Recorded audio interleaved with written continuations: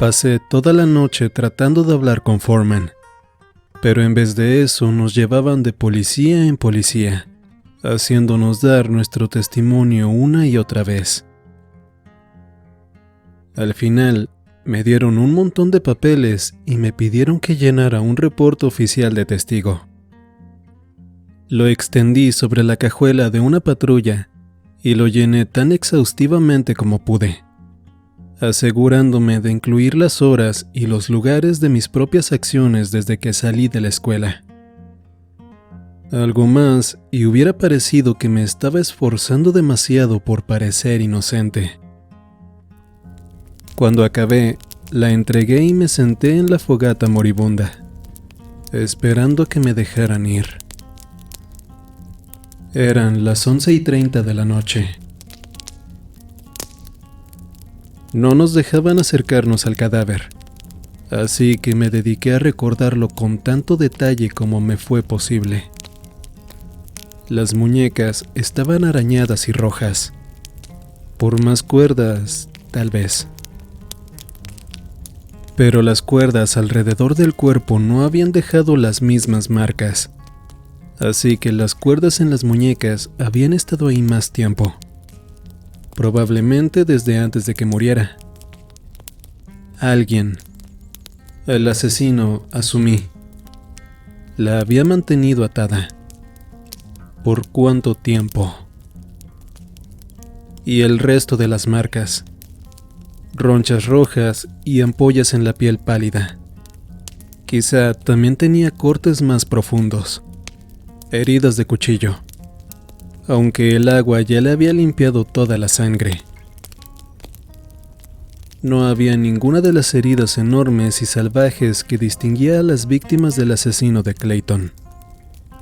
¿Podía ser un nuevo demonio?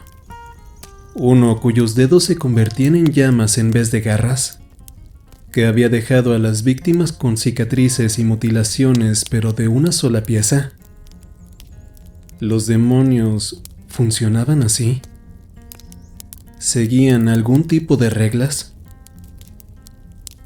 Había visto a un demonio, o lo que sea que fuera, pero eso no significaba que todo estuviera conectado con ellos. Los humanos eran más que capaces de cometer asesinatos por su cuenta. Era estúpido asumir que se trataba de un demonio cuando sabía tan poco de él. Necesitaba ser paciente. Necesitaba llevarla a la funeraria, donde podría examinar las heridas a detalle y leer todo lo que sabían sobre ella en el archivo del forense. Si tan solo pudiera hablar con Foreman, averiguar lo que sabía. Yo ya estoy lista, anunció Brooke. Dijeron que ya podíamos irnos. Levanté la vista y la vi de pie frente a mí, con los brazos cruzados fuertemente, envolviéndose a sí misma en su delgada chaqueta. Sus piernas largas estaban punteadas por la piel de gallina y estaba temblando. ¿Eso es todo? Pregunté. ¿No quieren seguir hablando con nosotros? Es casi medianoche, respondió Brooke.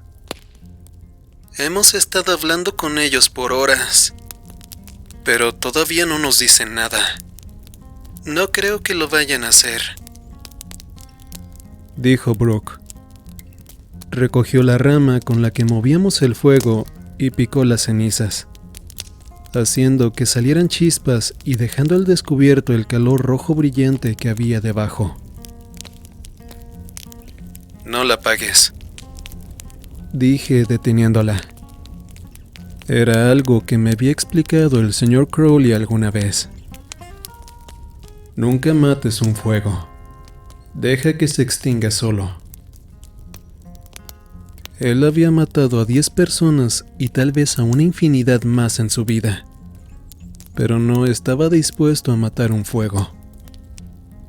¿Qué era realmente? ¿Listo para irnos? Preguntó Brooke. Me quedé mirando el área ennegrecida de la fogata. Un banco de cenizas a medio morir en un círculo de 2 metros de restos quemados. Había sido enorme en algún momento, masivo, caliente y glorioso. Pero se había consumido demasiado pronto, y ahora se resistiría por horas a morir. La mayoría de la vida del fuego, tal vez el 80%, era solo eso. Una lenta y larga muerte.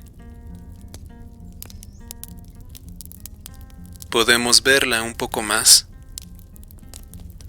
Pregunté. Se puso de pie, en silencio, alumbrada por una ligera luz naranja. Después de un momento, dejó la rama y se sentó a mi lado, con las piernas cruzadas en el suelo. Lo vimos durante 1 hora más, hasta que los policías limpiaron la escena, apagaron el fuego y nos mandaron a casa.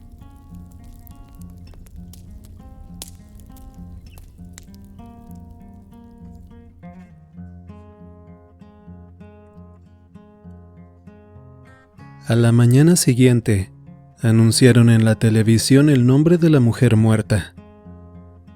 Janella Willis. Había desaparecido hace 8 meses, en algún lugar de la costa del este, pero nadie tenía ninguna teoría sobre cómo había acabado muerta en el lago Freak. Mi conjetura sobre el tiempo que llevaba muerta resultó ser bastante precisa. Murió casi 24 horas antes de que fuera encontrada y pasó la mayor parte de ese tiempo en el lago, bajo el tronco. La policía y los reporteros llegaron a las mismas conclusiones que yo, que el cadáver había sido dejado ahí específicamente para que nosotros lo encontráramos. Pero empecé a sospechar algo más. Parecía altamente probable que hubieran dejado el cuerpo allí específicamente para mí. Los 2 primeros cadáveres habían sido dejados en puntos que eran fáciles de encontrar. El segundo incluso había sido en un punto directamente vinculado con los asesinatos anteriores. Así que sabíamos que el asesino quería ser encontrado y sabíamos que estaba intentando decir algo. Ahora habíamos encontrado un tercer cuerpo, cuidadosamente colocado en la locación que, esa noche en específico, tendría una mayor concentración de personas que en cualquier otro lugar del pueblo. Era obvio que quería que lo encontráramos. Pero más que eso, era un lugar lleno de adolescentes, un lugar y a una hora en la que era un hecho que yo iba a estar. Si los cadáveres eran mensajes de un asesino a otro, este último había sido prácticamente entregado en mi puerta. Mensajes en la puerta. Apenas lo pensé, sentí cómo se me helaba la piel. Le había dejado al señor Crowley una larga serie de mensajes, tratando de asustarlo y hacer que bajara la guardia. Quería provocarlo y hacerle saber que estaba siendo perseguido. Estos cuerpos eran exactamente lo mismo. El primer cuerpo decía, "Aquí estoy". El segundo cuerpo, encontrado en la escena de un previo asesinato, decía, "Soy parte de lo que pasó aquí". El tercero, dejado donde era seguro que yo lo encontraría, decía claramente, "Sé quién eres". Me estaba cazando. Ya había terminado la escuela, así que no tenía a dónde ir. Y pasé el día entero en mi habitación estudiando detenidamente la poca evidencia que tenía. Si me estaba cazando, necesitaba saber quién era y qué quería. No tenía demasiados elementos para especular, pero se podía aprender mucho incluso de un solo cadáver, si sabías qué buscar. La pregunta central para hacer un perfil criminal es: ¿qué hizo el asesino que no tenía que hacer? Este asesino había atado a una víctima antes de matarla y después de matarla. Se relacionaban los dos hechos y era una especie de necesidad psicológica de amarrar. Eso quería decir que es un asunto de control, lo que apuntaría, al menos de forma simplista, a un asesino serial.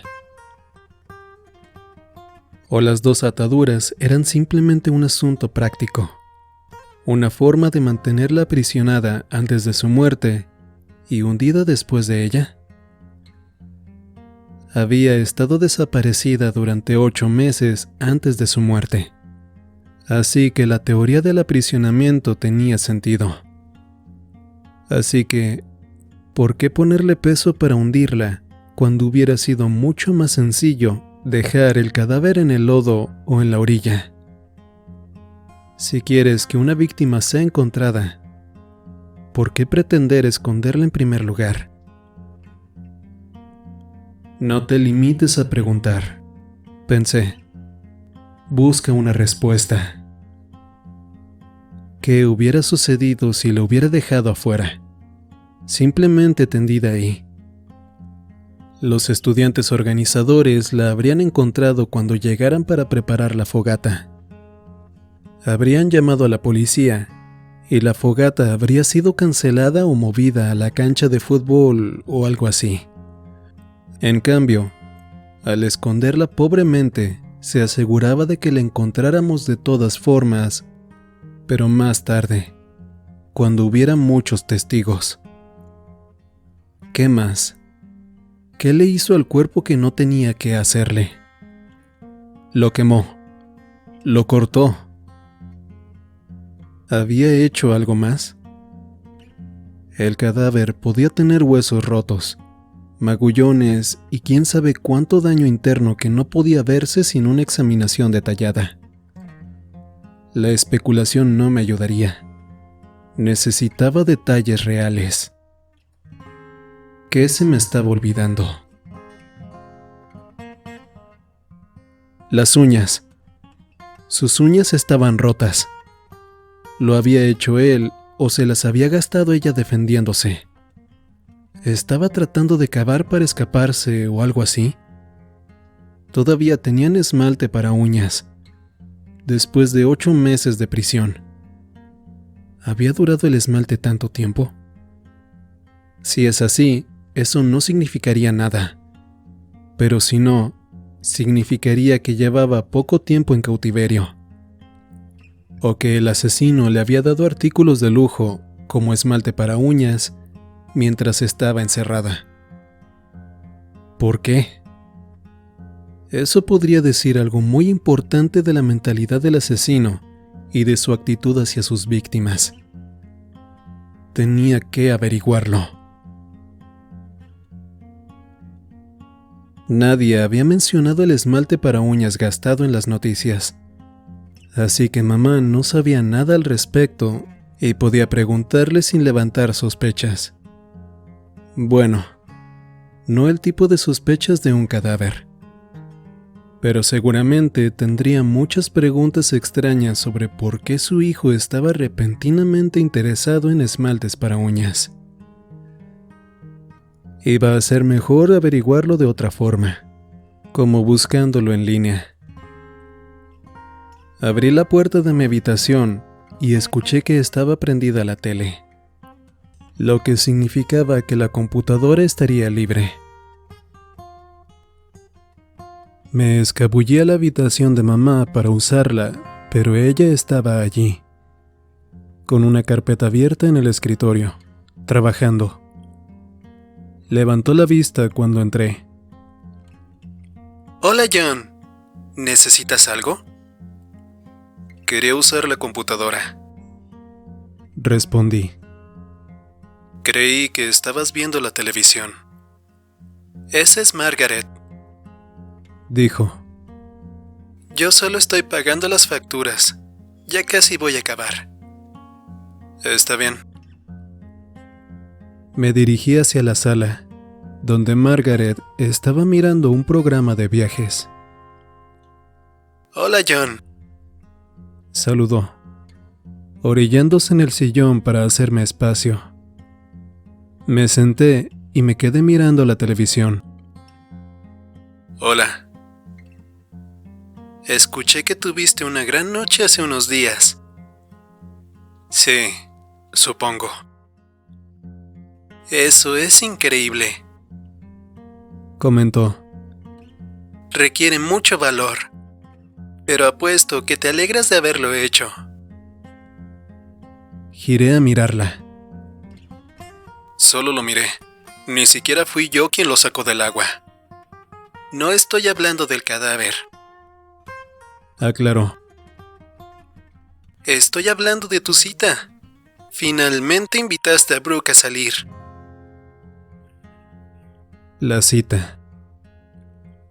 Había estado tan emocionado antes, y ahora parecía que había pasado hacía una eternidad.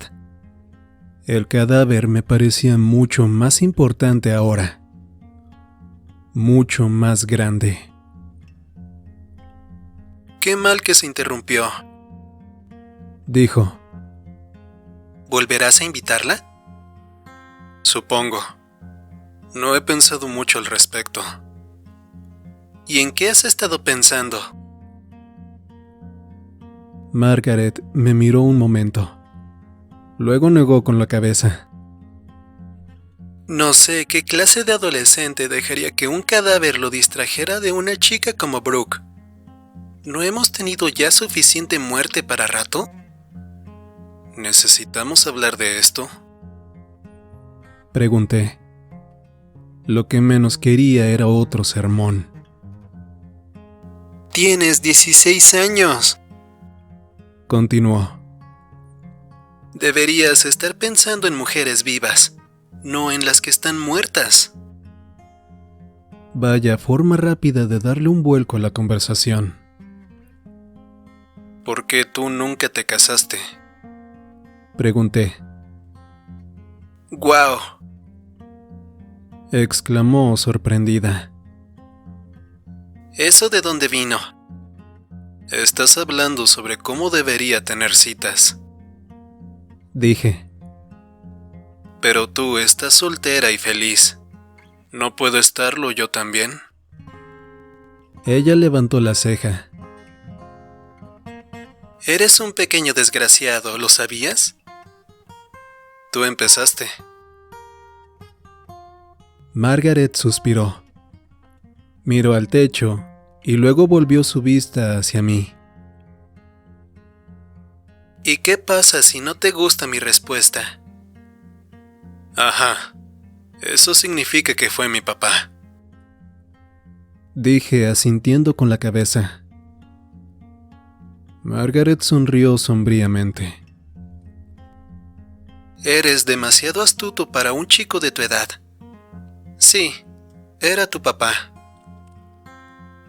De lo que probablemente no te hayas dado cuenta es que yo solía estar enamorada de él. Estás bromeando. ¿Por qué lo haría? Era guapo, educado y él, tu mamá y yo, éramos los únicos embalsamadores del pueblo. Creo que ambos nos enamoramos de él el día que apareció.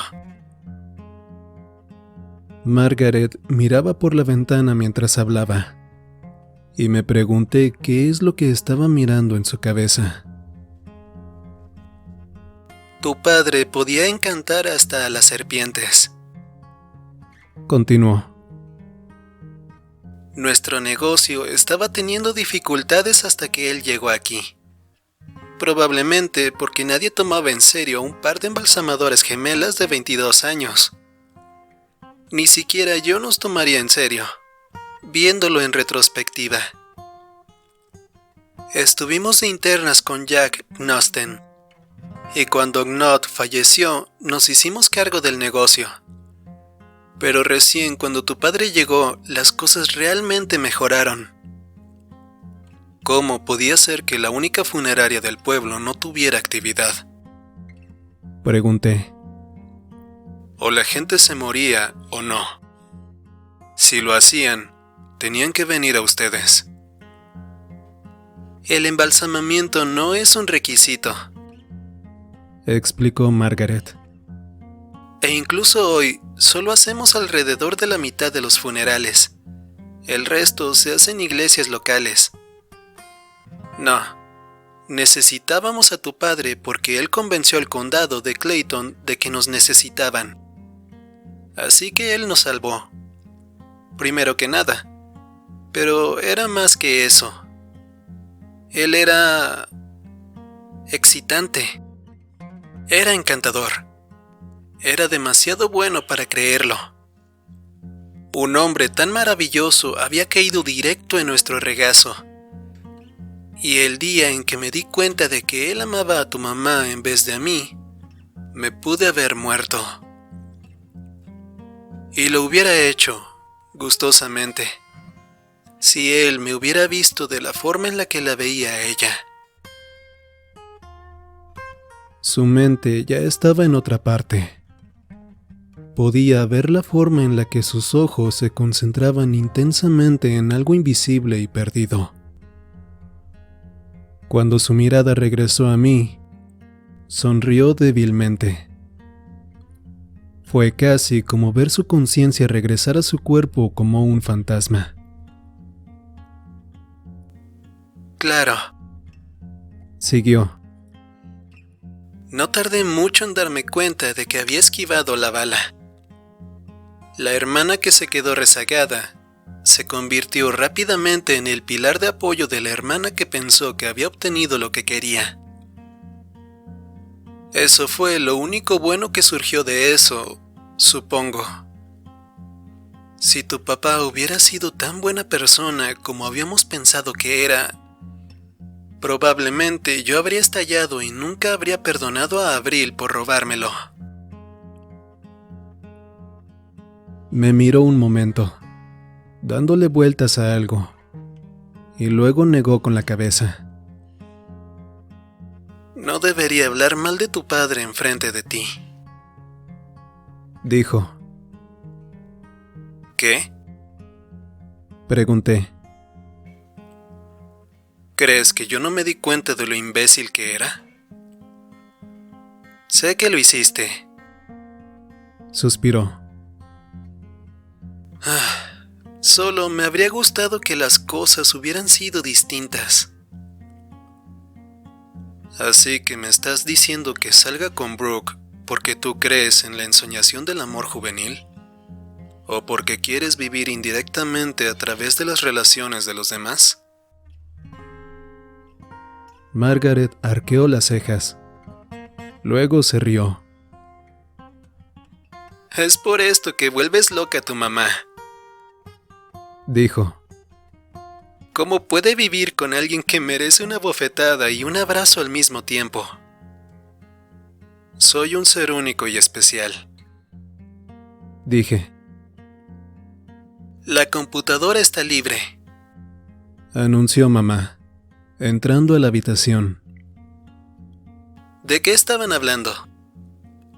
De nada, respondió Margaret, regresando a mirar la televisión. Yo me excusé y fui a la otra habitación. No encontré nada en específico, pero aprendí lo suficiente como para saber que una aplicación de esmalte no tenía forma de durar 8 meses.